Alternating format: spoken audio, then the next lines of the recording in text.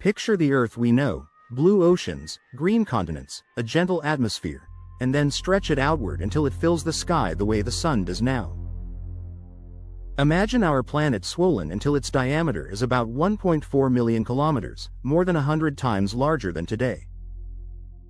From space it would look like a turquoise star, and the tiny moon would be lost against its vast bulk. It's a breathtaking image, but what would it actually mean if Earth somehow grew to the size of the sun while keeping its familiar composition? The moment you start to think it through, the scenario becomes spectacularly destructive. First comes the issue of mass. To be the same size as the sun, Earth couldn't just puff up like a balloon. It would need a comparable amount of material to keep that size stable. The sun contains about 330,000 times the mass of Earth. If our planet suddenly gained that much matter, gravity at the surface would increase enormously. Right now, Earth's surface gravity is about 9.8 meters per second squared. With solar mass and size, the surface gravity would shoot up to something close to the sun's, around 28 times stronger. A person who weighs 70 kilograms today would feel as if they weighed nearly 2 metric tons. Bones would snap, hearts would fail, and nothing resembling human life could move, let alone survive.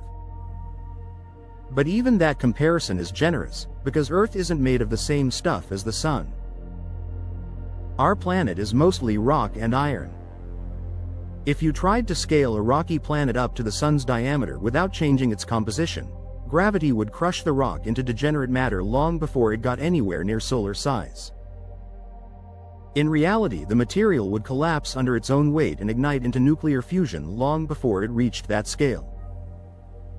In other words, an Earth as big as the sun wouldn't stay a planet, it would inevitably become a star. Let's imagine that somehow the impossible happened. Our planet grew to the sun's size and mass and began to shine. Overnight, the solar system would change beyond recognition. The first casualty would be the orbits of the other planets. A body with the sun's mass sitting where Earth is now would yank on its neighbors with overwhelming force.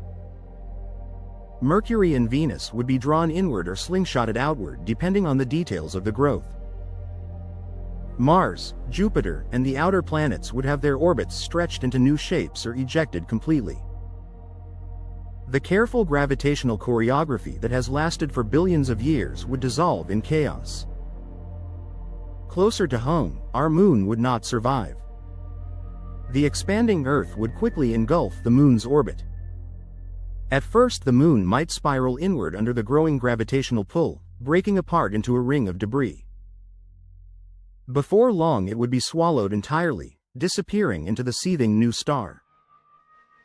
Now think about the environment on the surface.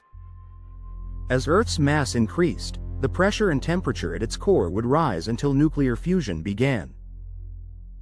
Our planet would cease to be a solid world and transform into a roiling ball of plasma.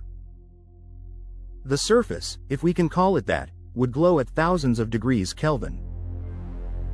Any oceans, continents, and atmosphere we once had would be vaporized and mixed into a turbulent soup of hydrogen and helium.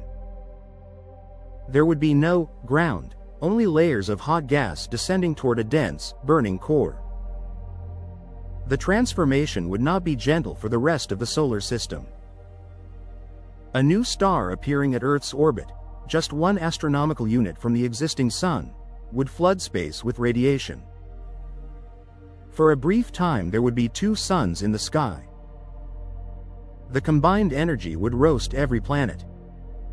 Mars would heat into an oven. Jupiter's icy moons would vaporize.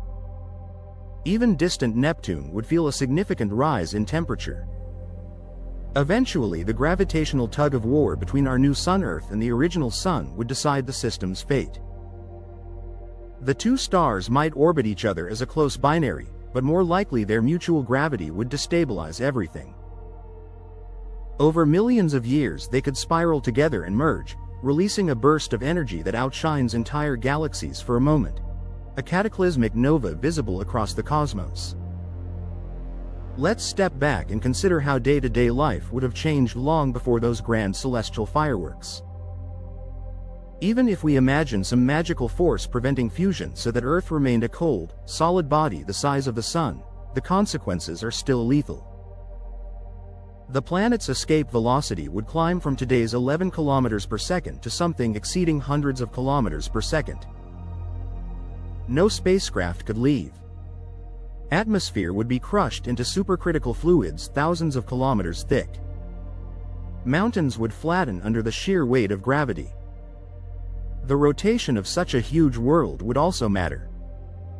If it kept a 24-hour day, points on the equator would need to move faster than the speed of light, an obvious impossibility. To avoid that, the planet would have to rotate far more slowly, meaning days and nights could last months or even years. The magnetic field, driven by the motion of molten metals inside, would change unpredictably, perhaps vanishing altogether or becoming wildly unstable. And of course there's the question of heat. A body that large would trap an enormous amount of internal energy.